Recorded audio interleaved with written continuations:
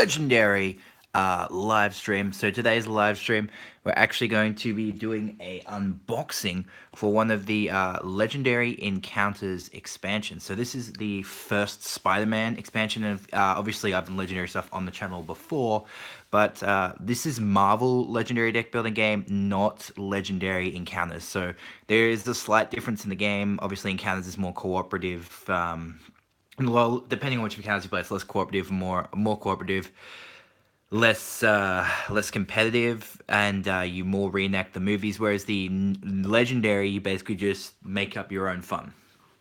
So there is some compatibility between Marvel Legendary and then Aliens and Predators encounters, whereas you can basically just have, instead of hiring characters from the Alien and Predator movies, you hire the superheroes. So this expansion builds on obviously the base set for Marvel, which is this one here, and I do believe it is compatible with Villains. I believe Villains is in the base set as well. But I wanted to get this one first because it was on sale, and I know that I've actually played this with this expansion before. It's actually a ton of fun. So it is called Paint the Town Red, and the main reason that I initially wanted to play it is because you can see this little red shit around here. It's obviously going to be related to one of the villains in it, and so you get 5 new characters in this for your expansion. So you get 5 new heroes, 2 new masterminds, 2 new villain groups, which are obviously related to the masterminds, 4 all new schemes, and then the rule sheet. So the heroes you get in this are obviously Spider-Man, but this is different to the base Spider-Man because obviously the base set Spider-Man, if you play the base set, you'll know he doesn't do a lot. He just like thins out your deck utility. The Spider-Man you get in this set can actually do a bunch of different things, and it's not actually normal Spider-Man, it's symbiote Spider-Man, which is really cool. We also get Spider-Woman. I mean, she's not really a Spider-Man character. That's obviously brought up a lot. She's nowadays, of course, she's obviously more related to the Spider-Man family. She had a crossover with Spider-Man and Silk, which was really cool. You get Black Cat. Obviously, Black Cat is a Spider-Man character, one of Peter's main love interests. You get Moon Knight, which is really bizarre. He's the most out-of-place character in this. But Moon Knight is still a cool character. I'd love to learn more about him, but I think the way they basically just talk about him, fans talk about him, is like Marvel's closest character. They have the Batman, and he hunts werewolves, which is pretty cool. And then the other character you get is one of the Scarlet Spiders. You get Kane. It's not Ben Reilly, but it's about, I think at the time they made this, Ben Reilly was still dead. So anyway, let's crack it open and take a look. Now, of course, you do need the base set to play this because it is just a card expansion. Alright, so we're gonna crack it open here. Obviously, I've already done the plastic just to take a look there. All right, so one thing you'll notice straight away if you've bought Encounters and you haven't bought a Marvel set before, you'll notice that on the back it does have the Marvel symbol, which is a little bit different, which obviously different because the Encounters don't have those. But yeah, so we'll separate the heroes out. And we'll go through all those, and then we'll take a look at the other stuff. So first off, the first hero you get is the Symbiote Spider-Man, which is really cool. So this is his legendary card. It is a 2 cost for 4 attack.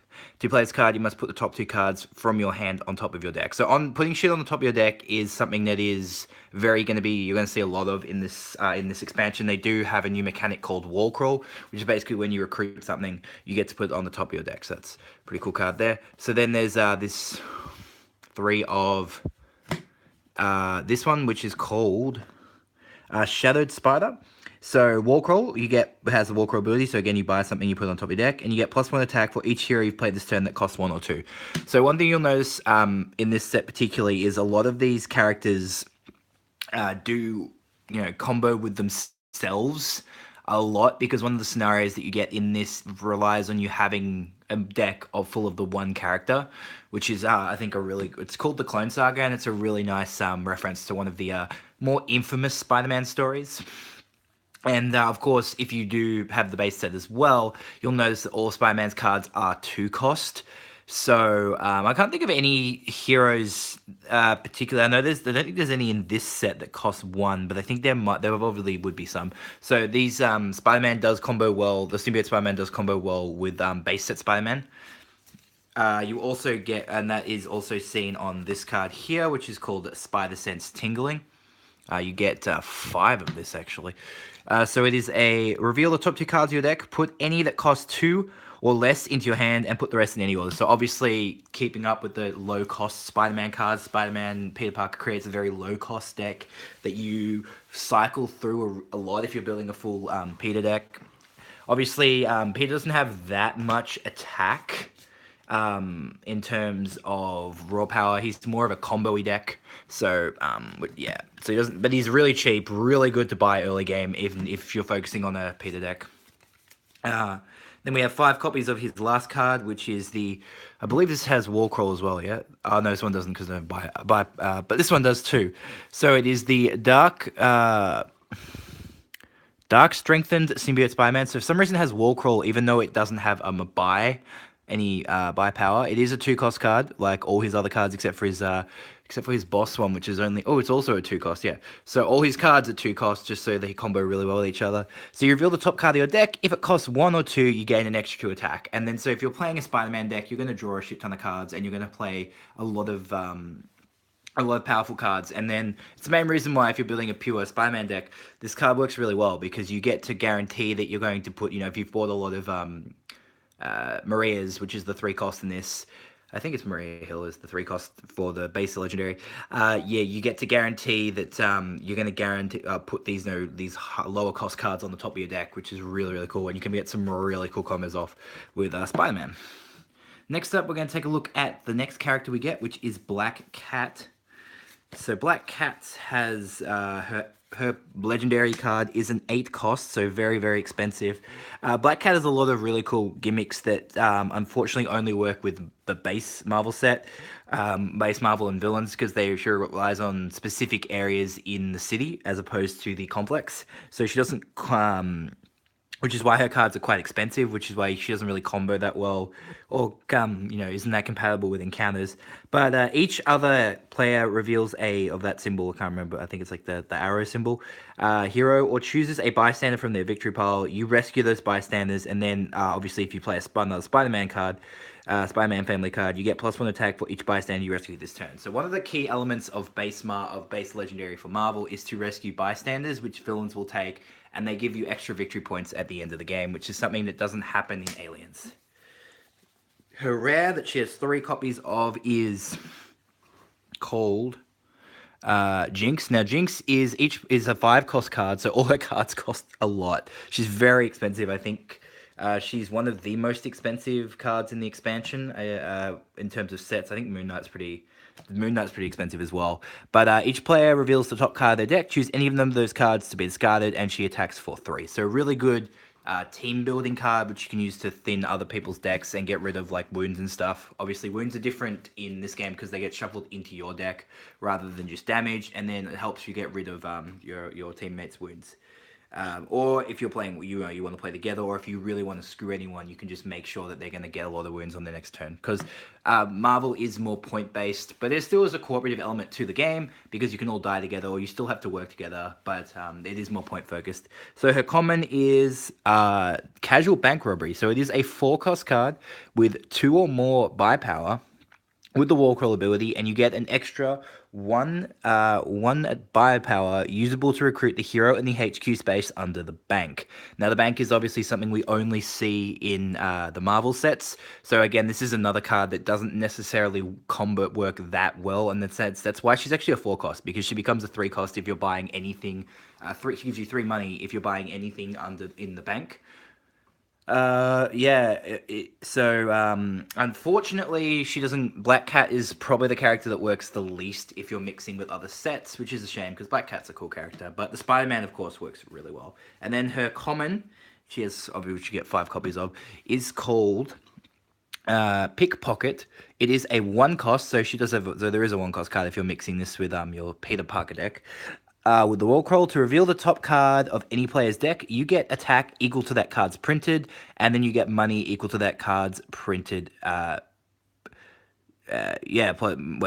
Equal to that card's printed money. Attack equal to that printed money plus its printed attack. So it's another cooperative card. So it works pretty well if you know what's in your friend's decks. But you've got to time this very, very well. So again, this card can be used cooperatively with other versions of the game, but Obviously, you've got to be really careful with using Black Cat if you're going to mix her, because her cards are very expensive, despite the fact that they don't do that much outside Marvel. Next up is Moon Knight. So Moon Knight's legendary is an 8 cost called Golden Arc. Ankh of Krush. I can't pronounce that. Sorry. So one thing we'll notice about Moon Knight, which is why I think he's really weird to have in this particular set, is he's not actually a Spider-Man character. He's considered a Marvel Knights character. Which is a bit odd that because every other character in here is considered a Spider-Man family character, so you've got to be careful if you're playing him. You got to make sure you focus on building, particularly around Moon Knight. Would have been nicer to see him in the Marvel Knights expansion, but obviously this is probably came out before that as to tease the Marvel Knights expansion, because I know the Marvel Knights expansion is a bit bigger. Maybe they were looking for something to fill this up, and I don't think they could have put 2 Scarlet Spiders in, so... but it would have been nice to maybe have seen Venom in here, but of course I think Venom was in Villains. I'm not sure if Villains came out before this or not, but anyway, so he is an 8 cost with 6 attack. Whenever you defeat a villain on the rooftops this turn, you rescue bystanders equal to that villain's printed, I think it's victory points, and then if you use this the chip symbol, you may move a villain to the rooftops. If another villain is already there, swap them. So he works really well. Again, this is a card you can't really mix with other games because he requires specifically to have the rooftops. His rare, or his, I don't know how I think it's called a rare. I'm not sure how the resistance card go, but the one he only has 3 copies of is called Crescent Moon Darts. So it is a 5 cost with 3 attack. You reveal the top card of your deck. If it is a mind or a chip, you draw. So can work really well to draw you some bunch of cards, and combos again pretty well with himself. Which is something you'll notice some of these characters in this expansion do combo with themselves. No one better than you'll see with Peter Parker, and particularly Scarlet Spider. He's insane if you build, had a game where I built a pure Scarlet Spider deck with some, well, mostly pure Scarlet Spider, and then just running Peter as well, and it was just, the draw I got, the cards you got in there were great. Next up is Climbing Claws. He is a 3 cost for a 2 or more, and with a wall crawl. I think that's why he's in this expansion, just because he has wall crawl. So if you use a mind first, you get an extra buy power. Pretty standard card, pretty good early game to get you some nice buy power. Next we have is common, which is called Lunar Communication. A Lunar Communion is a 3 cost for a 2 attack with wall crawl. Whenever you defeat a villain or on the rooftops this turn, you may KO one of your cards in cards or a card from your discard pile. Really good for thinning your deck, especially for getting rid of those nasty wounds. Can theoretically actually work with the Alien expansion, because you can use it to kill chestbursters, assuming they're in your discard pile, which is really nice thing. Actually help you out. So next up we have my favorite character to purchase and make a deck around in the expansion is the Scarlet Spider. So this is Kane, not Ben Reilly, which is a little bit upsetting. But his ultimate legendary card is a 7 cost for 5 attack. Whenever you put a card on top of your deck this turn, you may draw that card. Insanely powerful card. Don't need to basically explain how good that is, considering that all of his cards have wall crawl. Next up is his Leap from Above. So this is his rare. It has 3 or more attack. It is a 6 cost. Has wall crawl, and if you use a mind symbol first, you get +2 attack. So pretty cool there. Combos really well with this Spider-Man deck as well, because Spider-Man has cards across. Well, in this expansion, Spider-Man has cards in all 3 out of the 4 symbols. There are 3 out of the 5 symbols, sorry. So you can combo that really well with him, as well as Spider-Man in the base set has a card for every symbol. Next up is his uncommon, which is called Perfect Hunter. It is a 4 cost with wall crawl, 1 attack, and just basically lets you draw a card. Really good if you can pick up these as quickly as possible, because they just draw you a bunch of cards and you just load up the attack. Next up is his common, which is called Flip Out. It is a 2 cost, very good 2 cost. It is a 1 buy power, but if you with wall crawl, and if you use a Spider-Man family card first, you also get to draw a card, and you can just cycle this and draw your deck like crazy. So, like I was saying before, if you build a Scarlet pure like Spider-Man deck, so just Scarlet Spider, just Symbiote Spider-Man, and base set Spider-Man, you'll have an incredibly powerful deck. Because of how they all synergize with each other really well. So definitely, if you're playing with base set, that's the kind of deck you want to build, especially if you're playing like Clone Saga. If you just build pure Scarlet Spider, you do run into some issues, but obviously Still pretty cool to go through there. Next up, our last hero is Spider-Woman. So this is Jessica Drew, not any of the other ones. So not Gwen. Unfortunately, I'd love them to do a Gwen Stacy expansion. I'll probably buy the hell out of that. Or they could do like a Venomverse expansion, which would be really cool as well. So this is her legendary called Arachnopheromones. It is a 7 cost that allows you to recruit a hero from the HQ for free. And if you've used the Spider-Man family card first, put that hero on the top of your deck. Obviously, this is insane and can work across multiple games. You just change HQ for Complex. Oh, sorry, for Barracks if you're playing with Alien and Predator. Next up is her rare called Venom Blast, not to be confused with Eddie Brock Venom. It is a 6 cost with Warcrawl and it has 3 attack. It allows you to reveal the top card of your deck. If it has a money star icon, you get to draw it. Pretty good. Get to attack and get to draw cards is always very good in this game, especially considering how much attack the bosses for Marvel Legendary actually do have. Next up is her uncommon, which is called Bioelectric Shock. It is a 4 cost for 2 attack with Warcrawl and reveal top card of your deck. If it has an attack, you get to draw. So again, very, very good if you're building a pure Spider-Woman deck.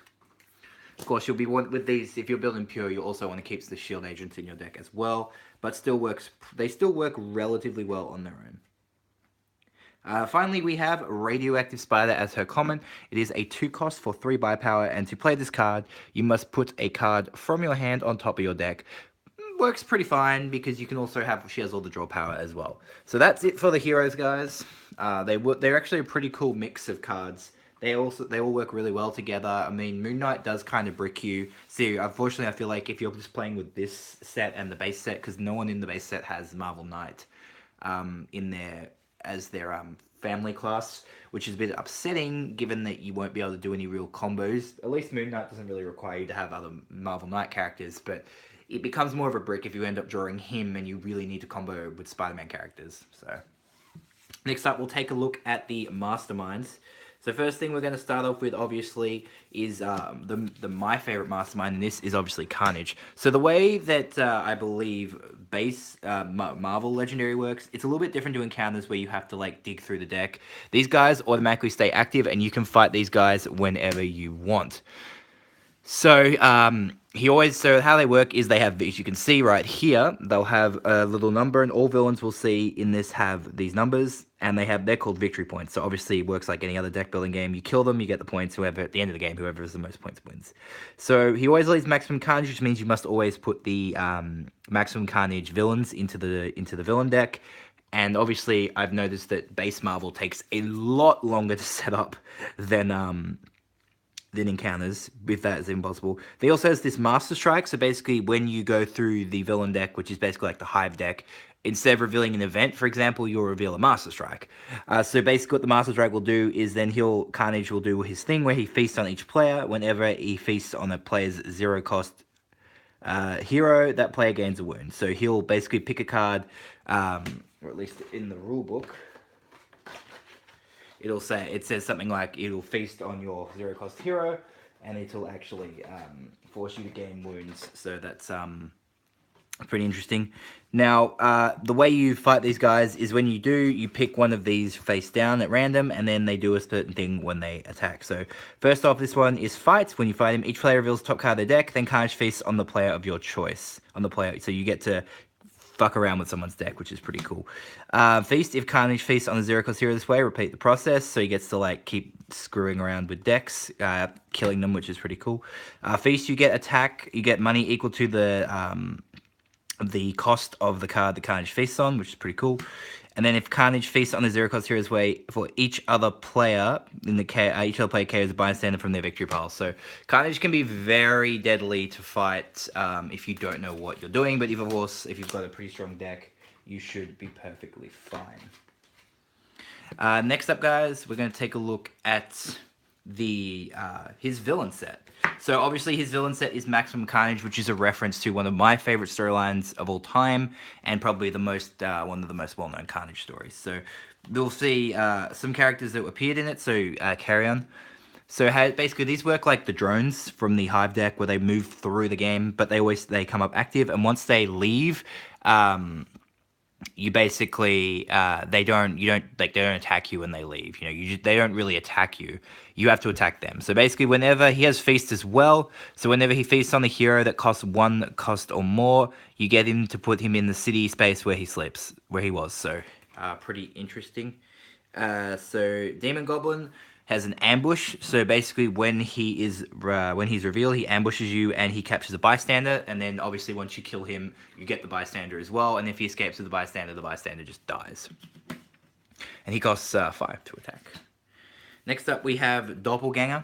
So Doppelganger is basically kind of just child, or at least that's the way they depict it in the comic, which is really creepy. So his attack is equal to the money of the hero that's in the HQ space underneath him. So he can get pretty big, especially because in this expansion we have like 8 cost characters.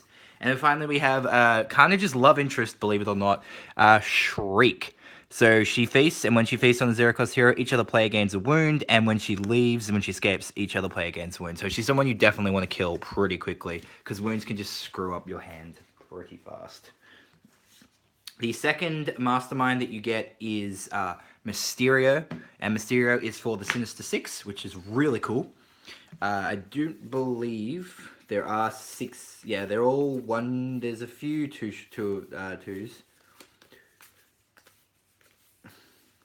You end up getting 6 different ones in here, which is pretty cool. So his Master Strike, so he shuffles the Master Strike into Mysterious Face Down Mastermind Tactics. That card becomes a Mastermind Tactic worth 6 victory points. So pretty cool. He's a little bit easier to, he doesn't have as much attack as Carnage does, but and he doesn't have the Feast, which can be ridiculously broken.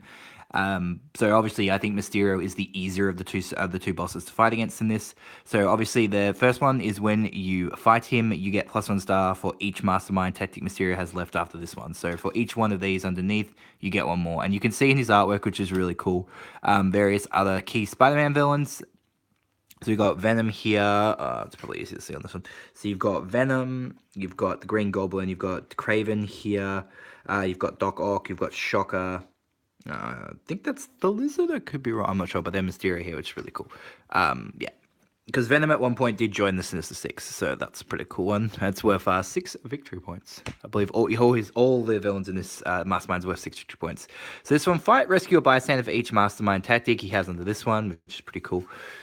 Then we have this one. So when you fight him, if it's not the final tactic, shuffle a Master Strike tactic from each player's victory pile back into Mastermind Tactics. Pretty dangerous if you get this one. If this is like the second last one, if you get this one pretty early, it can also be difficult. So this guy we want to try and get last. This is not the final tactic. Reveal the top 5 cards of the villain deck. Play all Master Strikes you revealed and put the rest on the bottom in any order. That can also be game changing. Obviously, Marvel doesn't necessarily try to fuck you as hard as Encounters does, but if you still screw up, you can get screwed around pretty easily. So let's take a look at the villain set you get for Mysterio. So first off is Chameleon. Some really nice artwork of him dressing up as the Black Cat, which is pretty cool. So when you fight, he copies the effects of the hero in the HQ space under him, including its money and its attack. So he's also a 6 cost to kill and gets you 2 victory points. Can be really annoying to deal with. He's 6 attack already, but then he can potentially become an 8 because we do have 8 costs in this. We have the Hobgoblin. So he's a 5 cost. When he ambush, each Sinister Six villain catches a bystander. So once he enters, for every character with Sinister Six under their name, they all get a bystander. Can be pretty good if you really want to grab a bunch of victory points of the bystanders. And we get Kraven, obviously. Kraven. So he is a 4. Victory points. So his attack is equal to the cost of the highest hero in the HQ, and if he escapes, you KO a hero from the HQ with the highest cost. So he can be pretty dangerous pretty late on. Sandman, obviously another one of Peter's Spider-Man's very famous enemies. His attack is twice the number of the villains in the city, and if he escapes, each player reveals a mind hero or gains a wound. Again, these are very, very dangerous cards because they are like part of the plot scenario. The basic ones you get aren't really this annoying to deal with, but these are very, very powerful. So then Shocker has an ambush. He has 5 cost. Each player reveals a mind hero or discards a card. Not as dangerous as Sandman, obviously, because like ditching cards is a pain, but you can always just ditch wounds because they do nothing in your hand anyway. But gaining more wounds is always going to be an issue. And finally, we get 2 copies of Vulture. So Vulture's ambush. After Vulture enters the city, if there is a villain on the rooftops or bridge, swap Vulture with one of those villains. So he can move quite faster to escaping, like he can swap, which is then very dangerous considering he does have an escape ability. So each player reveals a mind or gains a wound. So he's obviously only 4 cost to kill, and he's only worth 2 victory points because he's something you definitely want to get rid of really, really quickly. And finally, we get the scheme cards. So the way schemes work are basically like the scenarios that you want to play in Heroes in the Marvel game, as opposed to encounters where you just play through like the movies. So the first one is Invade the Daily Bugle, and I've played this one, and this one is a freaking nightmare. So this is very similar to Alien Resurrection if you've played that. So the way it works up is you have 8 twists, which obviously you get all this in the base set. You add 6 extra henchmen from a single henchman group to the hero deck. Obviously, the henchmen are like the Sinister Six we were looking at. Special rules: you can't fight villains in the HQ, and that's going to make sense when we look at the twist. So, KO a hero from the HQ, put the highest villain from the city into that HQ space, and yeah, so they don't refill. And then, of course, evil can win in this game when there are 5 villains in the HQ. This is the most difficult scenario to play in this one. So you got to be. This is one definitely recommended for more experienced players. The second one we get is Spider Humans with Spider DNA. So I believe this is related to Spider Island. So set up 8 twists, including Sinister Six as one of the villain groups. So special rules: Sinister Six villains get +3 attack, and all hero cards have wall crawl. So that works really well with older sets, just to give you guys a bit of an advantage, because all the villains are like 3 attack. All Sinister Six villains get like 3 attack stronger. Obviously that doesn't include the masterminds, but still, you've got, if you're looking at Kraven, like Kraven and for example, let's take a look. You got Kraven and Sandman. So Kraven's obviously Kraven can potentially be 8, so then he's like 11 attack, and then obviously Sandman is, if you've got like 5, he'd be 10, he'd be 13. So these guys can be really difficult to take out with this. Is why you get the wall crawl.